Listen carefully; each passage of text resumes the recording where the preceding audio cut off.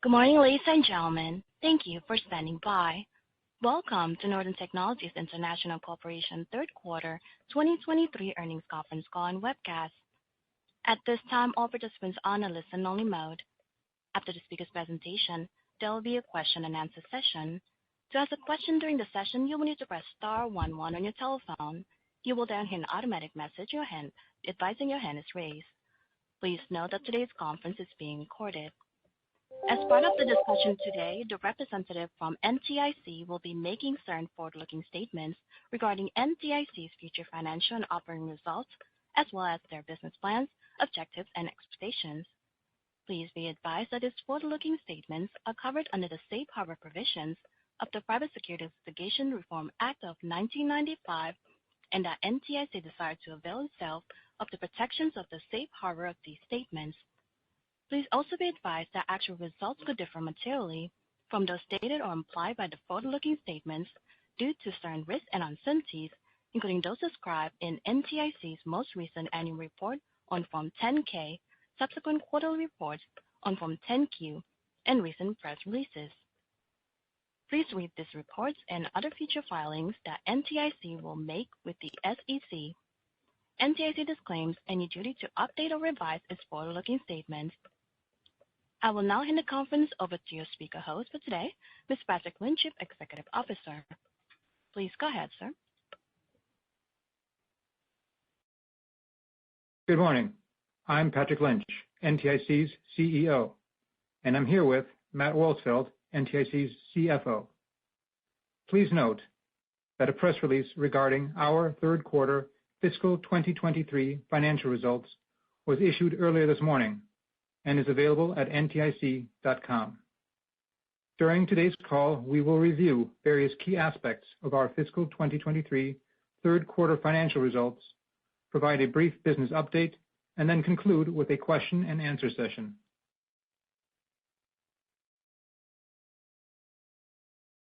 Record top-line sales for our Zerust Industrial, Zerust Oil and Gas, and Natur-Tec segments, in turn, pushed total sales for the third quarter to a new quarterly record as well. It would appear, therefore, that our strong third quarter performance not only revalidates the efficacy of our long-term growth strategies, but also the value that our corrosion-inhibiting products and services and bioplastic solutions provide to our growing customer base. I am proud of these results as they show that our team members and joint venture partners have been working hard to support the complex needs of our global customers while also navigating extremely dynamic currents. As planned, we also made considerable progress rebuilding our gross margins and controlling operating expenses this period. Our third quarter gross margin of 36.7% marks a significant improvement on both a sequential and year-over-year basis. This primarily reflects the positive impact of the countermeasures we put in place against supply chain issues, significant raw material cost increases, and challenges across our European and Asian markets. As we look to the fourth quarter and beyond, momentum in our business remains positive. We believe NTIC China sales will improve in the fourth quarter and into fiscal 2024, now that the Chinese economy finally has the opportunity to start rebounding from its exceptionally long self-imposed pandemic freeze. Zerust Oil and Gas and Natur-Tec are both expected to continue to benefit from new customer relationships and incremental orders from existing customers. Therefore, we believe we are well positioned for a strong finish to fiscal 2023 and believe fiscal 2024 will also enjoy good growth and higher profitability. So, with this overview, let's examine the drivers for the third quarter in more detail.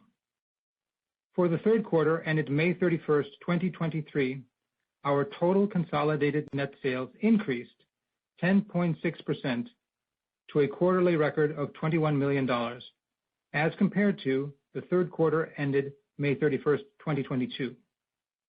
Broken down by business units, this included a 32.7% increase in Zerust Oil and Gas net sales, a 9% increase in Zerust Industrial net sales, and a 7.8% increase in Natur-Tec net sales. Total net sales for the fiscal 2023 third quarter by our joint ventures, which we do not consolidate in our financial statements, decreased year-over-year by 1.1% to $26.3 million, but were up 3.3% on a sequential basis. The slight year-over-year decline was due primarily to softer demand across the territories serviced by our global joint ventures and currency exchange rate fluctuations. Fiscal 2023 third quarter net sales by our wholly owned NTIC China subsidiary decreased by 8.4% to $3.3 million due to weaker economic conditions on a year-over-year basis. On a sequential basis, NTIC China sales were up 15.6%, which we believe reflects stabilizing demand trends, and we continue to expect demand to improve throughout the remainder of this fiscal year. We remain committed to the Chinese market and the long-term opportunities it represents for NTIC. We continue to take steps to enhance and protect our Chinese operations, and we continue to believe China will likely become our largest geographic market in the future. Now, moving on to Zerust Oil and Gas. The fiscal 2023 third quarter was the strongest quarter we have ever had for Zerust Oil and Gas, as sales increased 32.7% to a record $2 million. The third quarter of fiscal 2023 is also the fifth consecutive quarter of Zerust Oil and Gas sales over $1.5 million, and on a trailing 12-month basis, we have reported nearly $7 million of oil and gas sales. We believe these positive trends reflect accelerating momentum within our oil and gas business.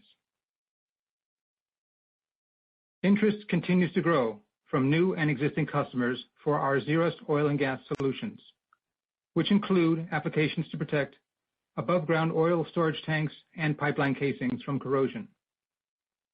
The expanding adoption of our Zerust Oil and Gas solutions within the oil and gas industry is supporting bigger opportunities for our Zerust Oil and Gas products and technologies. As a result, we believe that fiscal 2023 will be a transformative year for Zerust Oil and Gas, as we expect this business to scale and continue to contribute to profitability. Turning to our Natur-Tec bioplastics business.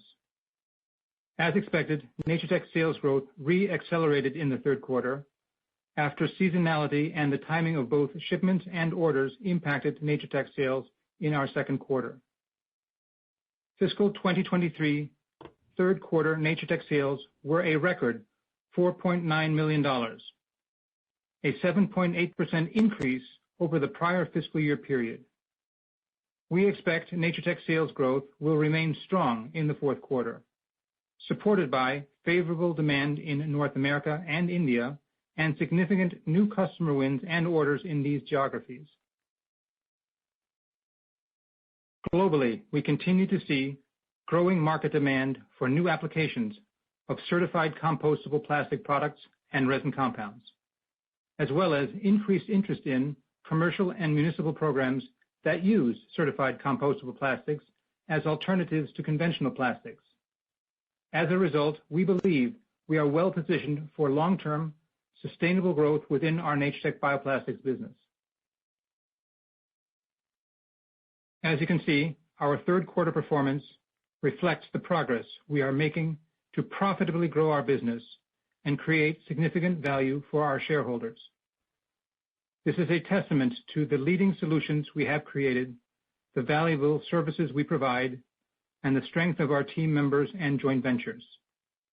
With this overview, let me now turn the call over to Matt Wolsfeld to summarize our financial results for the fiscal 2023 third quarter. Thanks, Patrick. Compared to the prior fiscal year period, NTIC's consolidated net sales increased 10.6% in the fiscal 2023 third quarter to a quarterly record. This growth was driven by the positive trends Patrick reviewed in his prepared remarks. Actions to improve gross margin successfully offset a 1.1% decrease in third quarter sales across our joint ventures to drive a 0.5% increase in third quarter joint venture operating income compared to the prior fiscal year period. Total operating expenses for fiscal 2023 third quarter were $8 million, a 12.8% increase over the prior fiscal year period, which was primarily due to increased personnel expenses and expenses incurred during the current fiscal year period in connection with the startup of a new indirect majority-owned subsidiary formed to assume the operations of a former joint venture in Taiwan. Operating expenses as a percentage of net sales were 38.3% compared to 37.5% for the prior fiscal year period. Gross profit as a percentage of net sales increased 36.7% during the 3 months ended May 31st, 2023, compared to 32.9% during the same period last fiscal year. The 380 basis point improvement was primarily a result of successful actions taken by the company to address inflationary pressures and the increased sales of higher gross margin zero-waste oil and gas solutions. NTIC's reported net income increased 52.5% to $1.5 million, or 16 cents per diluted share for the fiscal 2023 third quarter, compared to $1 million, or 11 cents per diluted share for the fiscal 2022 third quarter. NTIC's non-GAAP net income, adjusted for amortization expense, was $1.6 million, or 17 cents per diluted share, compared to $1.1 million, or 12 cents per diluted share for the fiscal 2022 third quarter. A reconciliation of GAAP to non-GAAP financial measures is available in our third quarter earnings press release that was issued this morning. As of May 31st, 2023, working capital is $23.7 million, including $6.2 million in cash and cash equivalents, compared to $23.2 million, including $5.3 million in cash and cash equivalents as of August 31st, 2022. As of May 31st, 2023, we had outstanding debt of $8 million. This included $5.2 million in borrowings under our existing revolving line of credit, compared to $7.1 million as of February 28th, 2023. During the fiscal 2023 third quarter, the company's wholly owned subsidiary in China, NTIC China, entered into 2 term loan agreements. Both loan agreements have an annual interest rate of 3.5%, and the total outstanding balance was $12.8 million as of May 31st, 2023. The proceeds of these term loans were used to pay off intercompany loans that NTIC China had with NTIC. We generated $3.5 million in operating cash flows for the 9 months ended May 31st, 2023, including $1.3 million in the third quarter, which was driven primarily by stronger profitability and waning inventory levels. On May 31st, 2023, the company had $22.9 million of investments in joint ventures, of which approximately 53.2%, or $12.1 million, was in cash, with the remaining balance primarily invested in other working capital. During the fiscal 2023 third quarter, NTIC's board of directors declared a quarterly cash dividend of 7 cents per common share that was payable on May 17th, 2023, to stockholders of record on May 3rd, 2023. To conclude, our third quarter and year-to-date financial results demonstrate the continued progress we have made to increase sales across our diverse end markets and geographies, and the success of our near-term initiatives to improve profitability.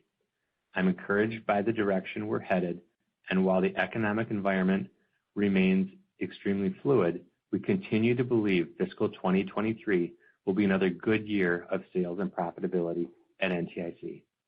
With this overview, Patrick and I are happy to take your questions. Thank you. Ladies and gentlemen, at this time, if you'd like to ask a question, you will need to press star 11 on your telephone and wait for your name to be announced. To withdraw your question, please press star 11 again. Once again, to ask a question, please press star 11. Please stand by while we compile the Q&A roster. I'd also like to mention that Vineet Dalal is joining us this morning, so if you have any questions regarding NatureTech. One moment for our first question. Now, first question coming from the line of Timothy Clarkson with Van Clemens. Your line is open. Hey, so I've got a few questions here. Just in a big picture basis, what's the impact of this trend towards electric cars? Does it change the need for rust corrosion products? Is an electric car versus a gas car? It will, because there's simply fewer parts in an electric vehicle than there are in an ICE engine. Okay. So we have not seen it yet, and actually we're doing some. Our sales are growing into the EV market as we speak, but we do ultimately expect that there will be some transition as the industry moves more towards e-vehicles. Okay. Want to ask about on the compostable end again. What would you say is honestly, we got the expert there. What would you say is the differentiating factors on NatureTech's compostable products versus the competitors? I think we make products that are easier to process on conventional plastics equipment, cheaper, and better properties. We are kind of unique in the fact that we are base material agnostic, so we work with PLAs, PHAs, PBATs. We work with the brand to understand their packaging requirements, and then based on those packaging requirements, we actually engineer a solution that meets the requirements at a affordable price. Okay. At what point does the typical McDonald's or the typical fast food restaurant start to be using these kinds of products? I know they use them in the airports, but at what point does it become kind of a standard? I think it's a function of regulation. Obviously, a lot of the QSRs are price conscious, so widespread adoption is still further out. But in those areas where by law they're required to use compostable products, we're seeing adoption happening. What would be the typical extra expense on a compostable packaging versus conventional packaging? It depends on the type of product. It could be anywhere from, let's say, a 10 to 20% premium to maybe 2 or 3x. Okay. All right. Okay, and then just another question here on the oil business. I mean, how big is that market versus the legacy market? Well, we think that the oil and gas market has more potential than everything we've done in Zerust so far. Okay. Now, when those products, I always tell my customers that, for essentially about 1% cost, that you can extend the life of these tanks, from 10 years to 30 years. Are those kinds of payoffs actually occurring in the field? Yes, we've seen the evidence in the installations we've done. We've proven it to our customers that the solutions work in that manner. Yes. Right. And it's not just replacing the tank; it's all the problems with leaking oil and EPA and production problems that are associated with that if the tanks start leaking, obviously. There's a huge incentive by the tank farm owners to implement a solution like we're offering. Right. You guys haven't talked anything about Brazil. Is there anything new going on in Brazil? Nothing worth mentioning on this phone call today. Okay. All right. Well, that's my questions. Great quarter. Good to see the profitability come back. Thanks. Thanks, Tim. Thank you. And our next question coming from the line of Gus Richard with Northland Capital Markets. Your line is open. Yes, thanks for taking my question. I was just wondering if you could add a little color.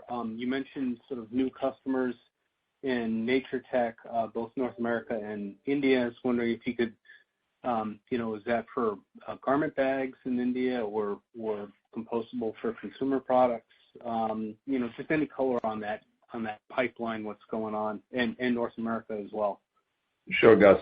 In North America, we've expanded our distribution network, and we are starting to see some market share pickup. So hopefully over the next few quarters, we'll be able to, that should add to the sales of the finished products that we sell in North America. Our traditional kind of resin sales for food service, their demand is consistent, but we expect some additional pickup of sales in Asia. We're seeing some new customers in the garment space in Asia, in South Asia, for example, where we have had some good wins. So I think overall we are starting to see new customers come in. We've got a good pipeline of opportunities, and especially as things kind of calm down and the supply chain challenges ebb, we're seeing some of these customers starting to adopt our solutions. Got it. And then sort of a similar question for oil and gas. Just wondering, you've got a lot of work in Caspian Sea. You talk about, sort of additional orders from existing customers and new customers coming in. Can you give a little bit of color on that pipeline as well? We are getting repeat orders from existing customers and bringing in new customers on a regular basis. So as we speak, our market continues to grow. Pretty much everywhere. Okay. Okay, got it. And then just switching over to the cost side, energy prices have been fluctuating. I would expect, given the heat waves and whatnot, that natural gas prices would increase. Sort of how are you positioned on, cost escalators? How are the commodities impacting, sort of the gross margin line currently, or is it, just a mix issue that's going to drive upside going forward? Well, if you kind of, Gus, this is Matt. If you kind of take a look back over the past 9 months, obviously, before we started this year, we were at really high commodity prices for a lot of our base materials. Over the past 9 months, we have seen that come down to a much more reasonable level, and that's one of the things that's fueled the rebound in the gross margin, is kind of back to meeting what our typical gross margins were before we saw the spiking of the raw material pricing. I would say even right now, from a natural gas standpoint, and the derivative resin pricing, we're still seeing relatively low levels. So we're not seeing, at least at this point in time, or have an expectation that the raw materials or specifically the resins are going to be increasing anytime soon. So right now we're continuing to see that rebound in gross margin as we see it flow through all of our existing inventory and the pricing that we're giving to our customers.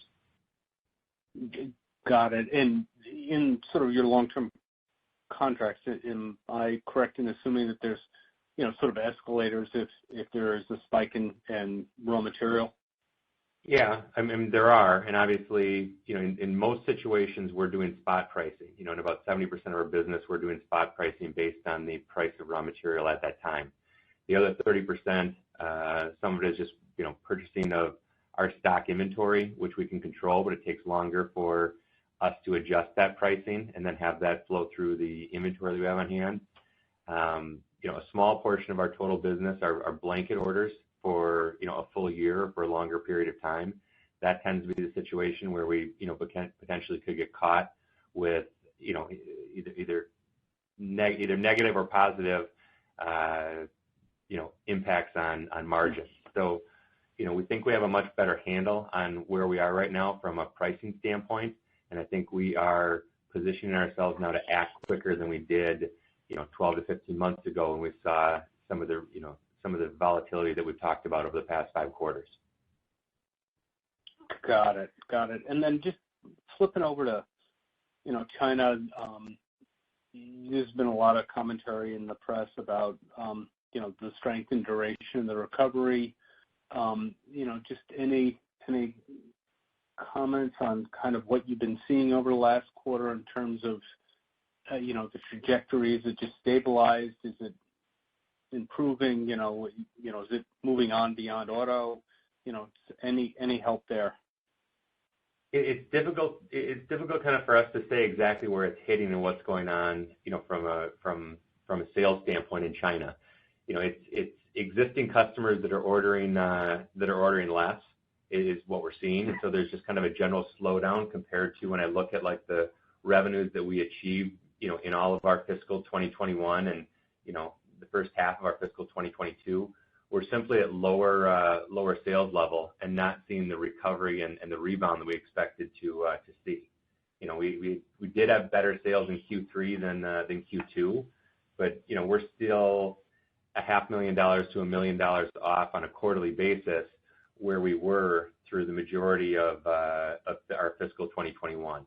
So what we're looking is to see kind of that recovery take place to get back to that level, and then ultimately grow the markets in China beyond that.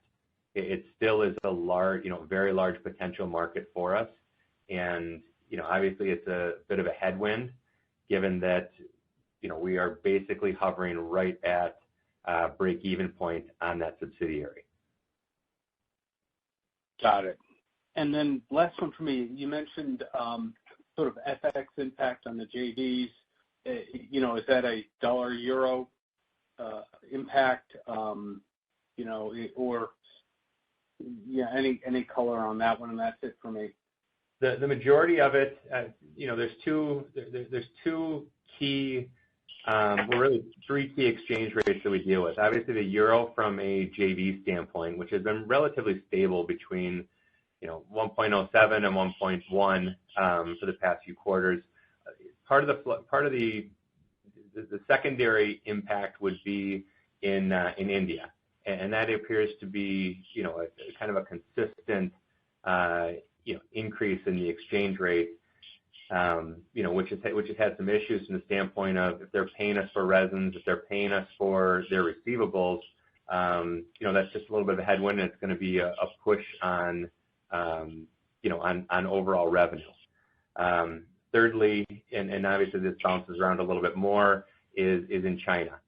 One of the things that we've done in China to kind of mitigate some of the exchange fluctuation was to move the debt that we had at NTIC China from a loan to NTIC in North America to be localized in China. And so, our Chinese entity took out, a little over $2 million or right around $2 million in term loans, and then repaid that amount to NTIC in North America. That helps a little bit with the currency volatility there. But you still have fluctuation with currency in China, given the sales and given the overall profitability that they have. Got it. Very helpful. Appreciate it. That's it for me. Great. Thanks, Gus.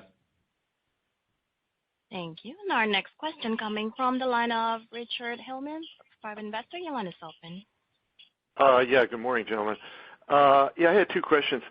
First thing was about, the sales cycle in oil and gas, what it was before and what it is now, to sign up a new customer, and basically, and also, how did you get to the inflection point you're at right now? Was there some sort of industry accreditation for those products, or can you talk about that a little bit, please?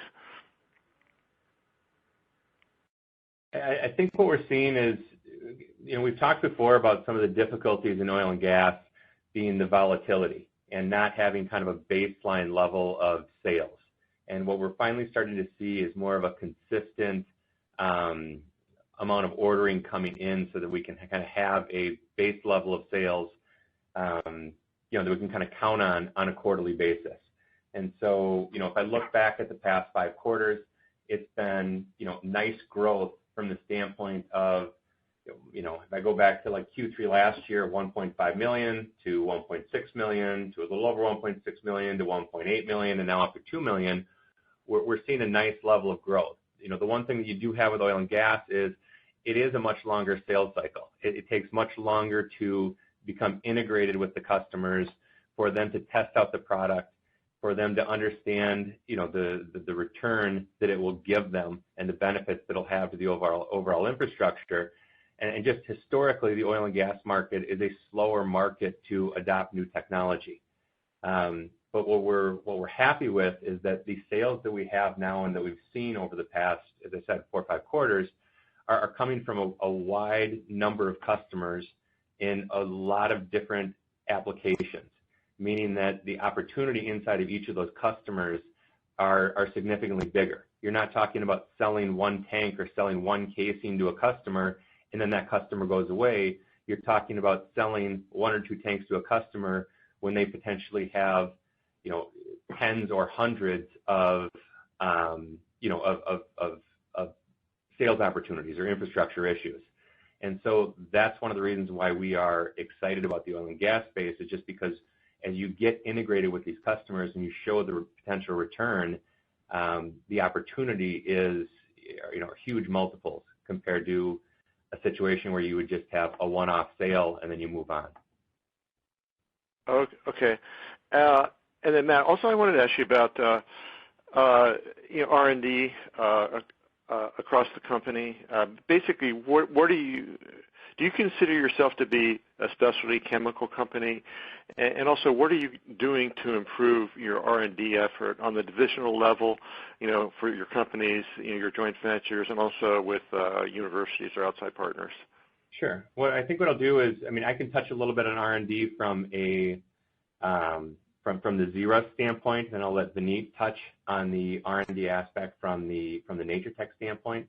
But from a Zerust standpoint, you can obviously see what we're doing, as I just kind of explained in oil and gas, as far as how we've transitioned a lot of the work over the past decade from being research to more development, to be more integrated with and building sales. We've really seen that transition happen.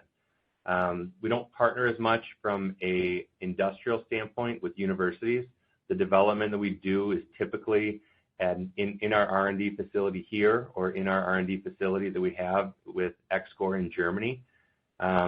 Typically, a lot of that development has to do with tweaking existing products, coming up with new formulations to potentially sell, or new products to sell to existing customers, and potentially new markets. And that's how we've gotten into some of the new markets over the past, if I look over the past 5 or 10 years, some of the new markets that we've got into have dealt with a lot of new products that we did develop internally and are selling. So, the R&D capability from a Zerust standpoint is much more internally focused and, geared towards selling and providing products to the existing markets that we're currently serving. Yeah, and from a NatureTech perspective, we do have a good, strong core R&D group here in Minnesota, but we also have R&D labs in India and some R&D going on in China. On the NatureTech side, we also partner very heavily with Michigan State University, which is probably one of the leading biomaterials program in the world. And then we do have some arrangements with Clemson University for usage of testing capabilities and some specific advanced development capabilities. So we do work with the universities also in India to kind of develop specific aspects of new product development that we are engaged in those areas. But in general, a lot of that strategic direction in terms of R&D is driven out of the U.S. here. Okay. In terms of NatureTech, what other areas are you going into besides just compostable materials? So, the NatureTech business is focused more on compostables and biomaterials. So we are looking at bio-based products. We're looking at multi-layer structures for packaging, consumer packaging, food packaging, and then on the longer term, we're also looking at fibers, especially for textiles. Compostable fibers? Yeah, bio-based compostable fibers, yeah. Okay, thanks very much. Thank you. And our next question coming from the line of Gregory Weaver with Invicta Capital Management. Your line is open. Yeah, hi, good morning, gentlemen. Thanks for taking my questions here, and glad to have Vineet on the call. I guess I'll start with Vineet. Has there been any go-to-market changes for Nature-Tec here over the recent time frame in terms of some of this traction you're seeing? Nothing significant. I think we're just executing to kind of our strategic plan, and just I think getting over the supply chain challenges of last year was critical, because that meant raw material was widely available. We're also executing better on some of the opportunities that we had in our pipeline. And how's it going with bulk resin sales? We don't sell bulk resins. We sell our compounds, and those are growing very nicely. Okay. I thought there was some opportunity. Maybe I'm mistaken, years back in Europe when they were passing some of those bag laws for what I was characterized, I thought as bulk resin, but I guess I'm mistaken. And I guess just Patrick, I've known you since day one here at the heading the company, and I've never heard you this bold up. So, I mean, people have pressed you on some of this oil and gas stuff, but I'm super happy to see it. And I guess I'll try to get a little more color again here. Is it just that the phone's ringing now as opposed to you out there, beating the pavement is part of your excitement? Yes. I mean, we're getting, the phone is ringing repeatedly from the same sources. We're also finding new applications and expanding into new market segments, so geographically. So things are really humming on all across the board. And in terms of the base level of sales that Matt was talking about, I mean, that doesn't really have much Petrobras these days in it. This is just onesie-twosies from a lot of guys, and I don't know if that big BP job has started to roll in yet or not. But we are delivering on the BP job, and we are still selling to Petrobras, but we have not been working with Petrobras. We're still working on Petrobras. They have not bought any of the tank bottom solutions from us yet, but that certainly is a technology that they're currently looking at. Okay. All right. Well, super excited to hear the enthusiasm here on oil and gas because, yeah, given the margin structure there, it seems like it could do wonders for the overall business. So keep up the good work, and thank you. Appreciate it. Thanks. Thank you. And I am showing we have a follow-up question from Gus Richard with Northland Capital. Your line is open. Yes, thanks for taking the additional question. Just based on some of your comments, I'm wondering, are you guys starting to work on, recyclable products for Tetra Paks? Gus, we're not working on recycling, but we are looking at compostable versions of those multi-layer structures. There's an increasing demand from brands for fully compostable versions of those solutions, but there are some specific barrier requirements, so it's still in development form. Okay, but I'm assuming that given the inability to recycle those products, that there's an increasing desire to do so. And yes, that, absolutely.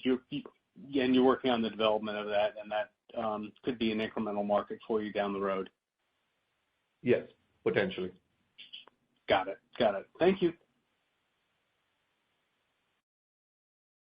Thank you. And our next question coming from the line of Don Hall. Your line is open. Hello, was that me? I'm not sure. Don Hall, your line is open. Oh, just one question. Do you have an inclination to buy out, get 100% ownership in some of your joint ventures, and are there opportunities to do so? Is that a possibility going forward? And is it desirable? I'm not. As you saw, we bought out India a little bit over a year ago. Yes. Yeah, I believe we are looking at buying out joint ventures if and as they become available, and if that's the right decision to make at that time. So there's nothing right now on our radar to buy any more, But if an opportunity presents itself and it makes sense to us, we will be looking into acquiring them. All right. Thank you.